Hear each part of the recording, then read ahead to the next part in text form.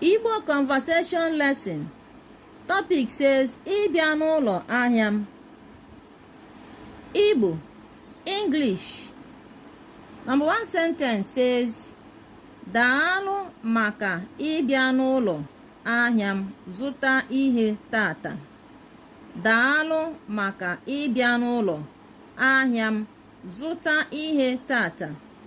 Meaning, thank you for coming to buy something from my shop today.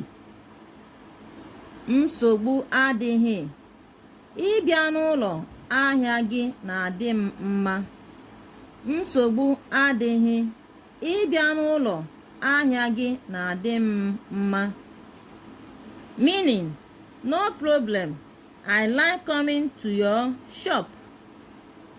O teela m gotere ụdị ihe m gotere.